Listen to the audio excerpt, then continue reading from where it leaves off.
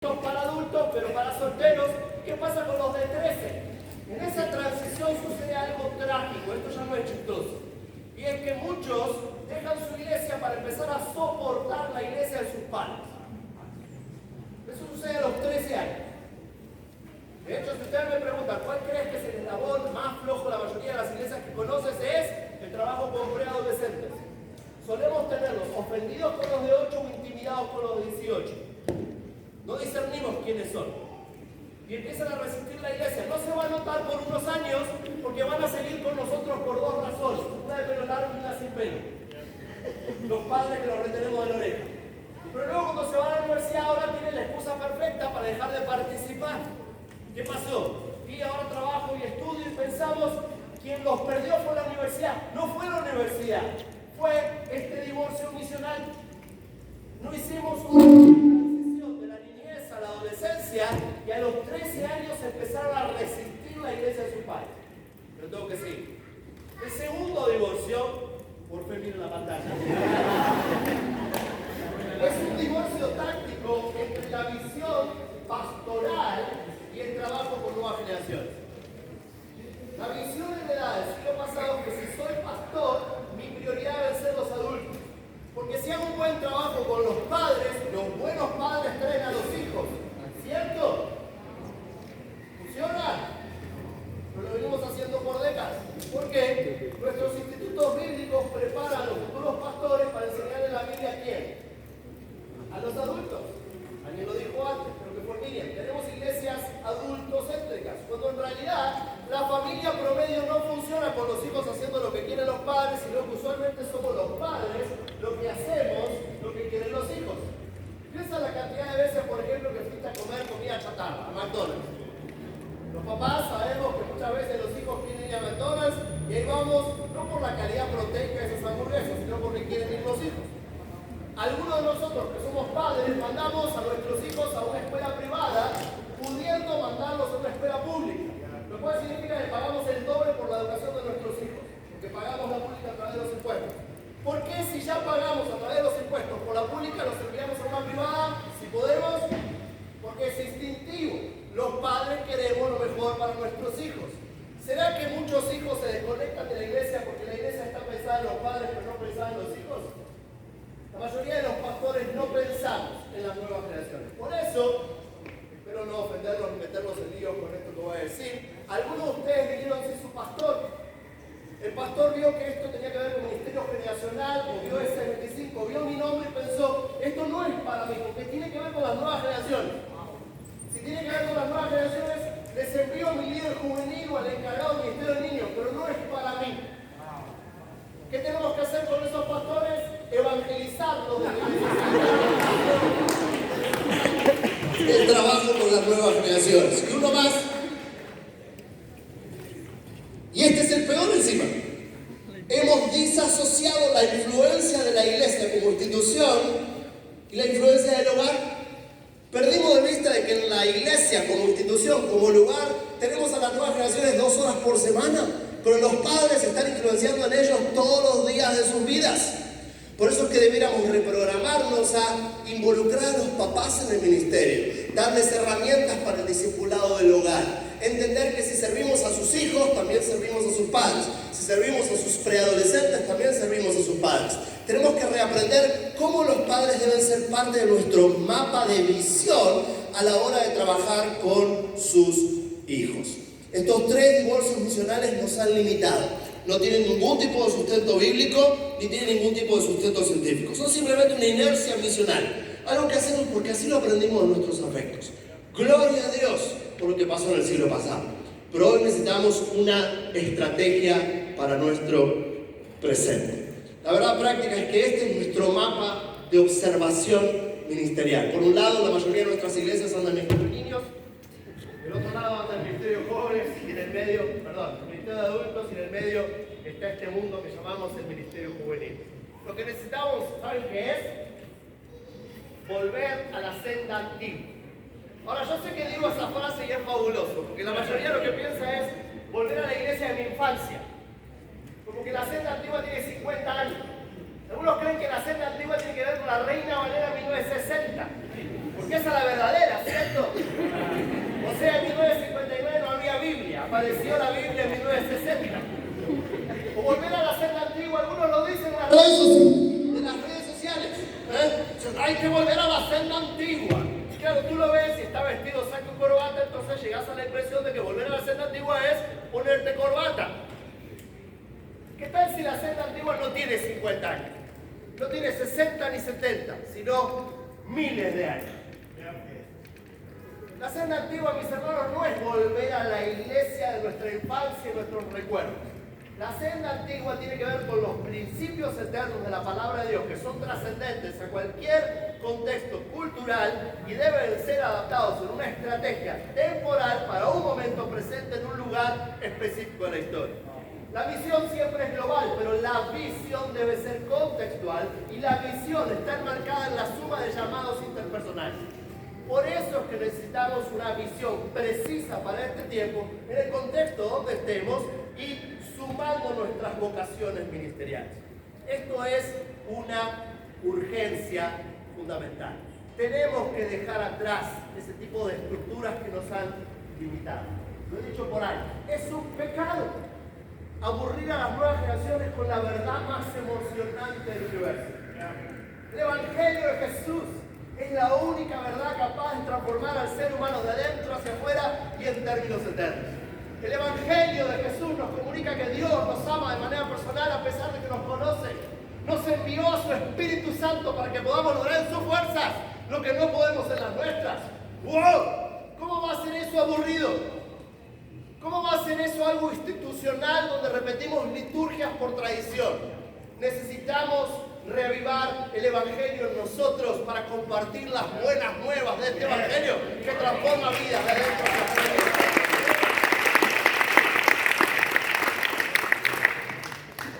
Necesitamos una mejor arquitectura misional.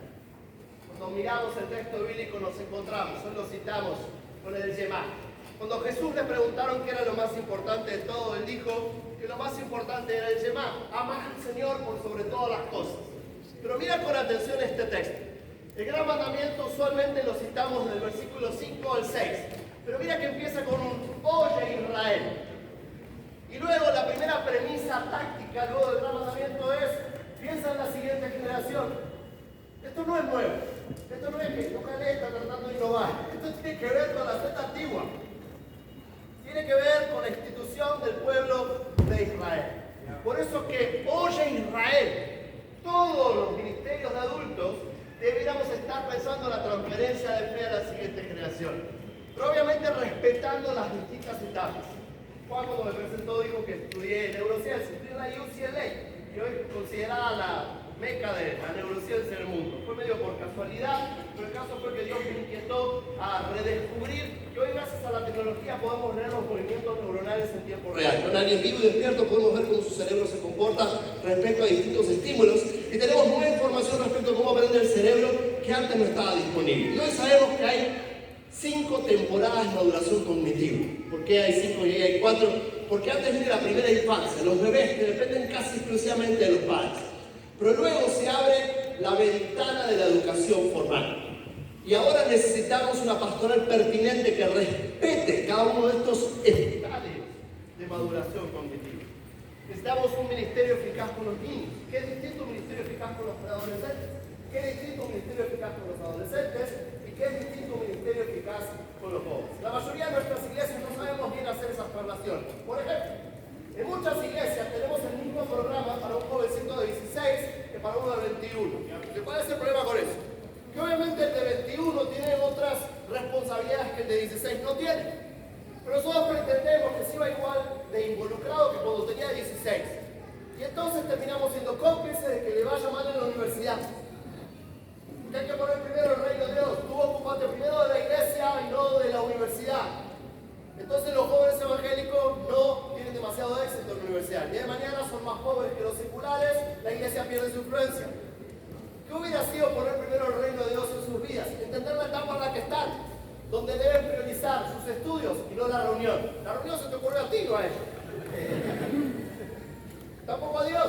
En ningún lugar de la Biblia dice la reunión de jóvenes tiene que ser el sábado a las 6 de la tarde. Es un invento nuestro. tenemos que revisar lo que hacemos si se sirve a la edad con la que trabajamos.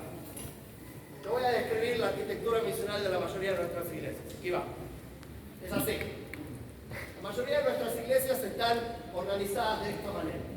Tenemos una mujer a cargo del ministerio de niños. Nadie dice esto en voz alta, pero hemos aprendido a asumir que trabajar con niños es cosa de mujeres. Después nos preguntamos, ¿por qué ha avanzado tanto la crisis de identidad sexual? Obviamente tiene que ver con presiones externas, pero quizás también tiene que ver con la ausencia de modelos masculinos positivos involucrados en la iglesia. Muchos de nuestros hijos, cuando digo hijos lo digo en sentido amplio, no me refiero a los de carne, no tienen buenos modelos en su hogar.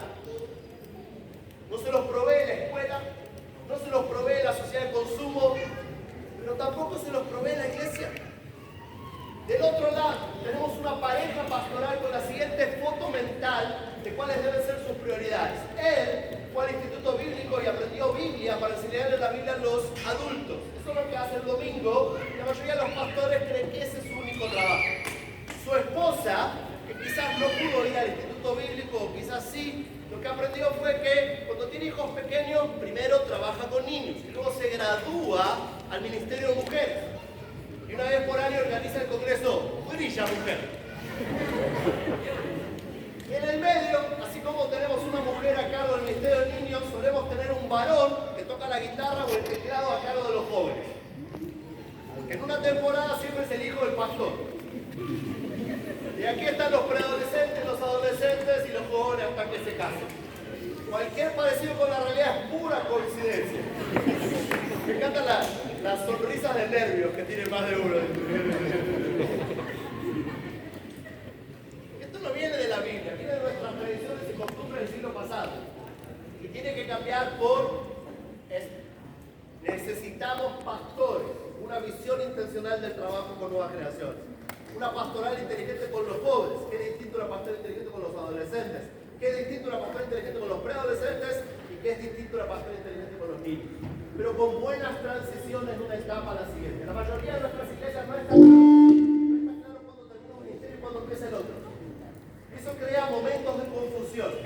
Y esos momentos de confusión son frágiles para los chicos, para los muchachos, para los chibolos. Se siente frágil. Voy con los más grandes, voy con los más chicos. ¿Será que me quieren? Nosotros estamos pensando solo en el culto y no pensando en cómo se sienten ellos. Y así se van desconectando de la iglesia. Aprenden a soportar la iglesia de sus padres en todo caso, pero no amarla. Esto lo tenemos que revertir.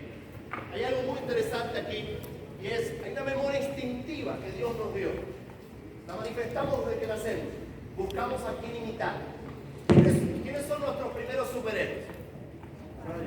Los padres, ¿cierto? Cuando somos pequeñitos, papá es Superman y mamá es la mujer maravilla.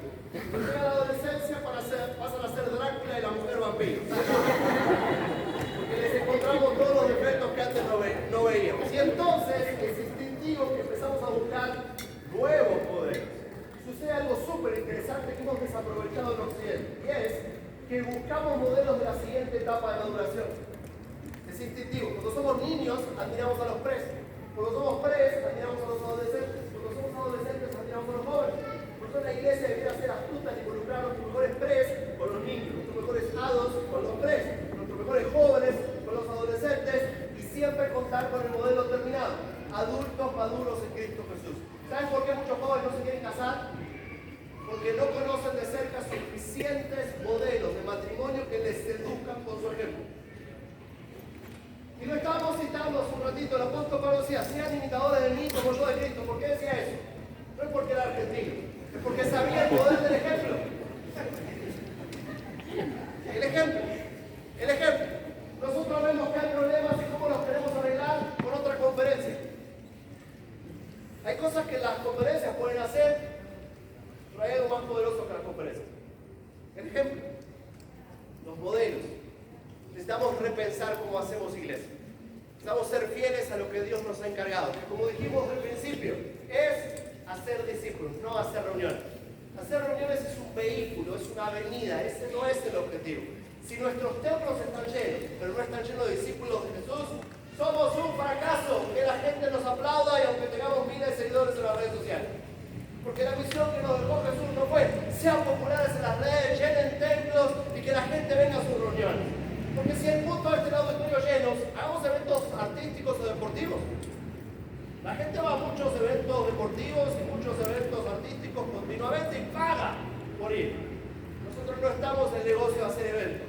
Nosotros estamos en el negocio de hacer discípulos de Jesús.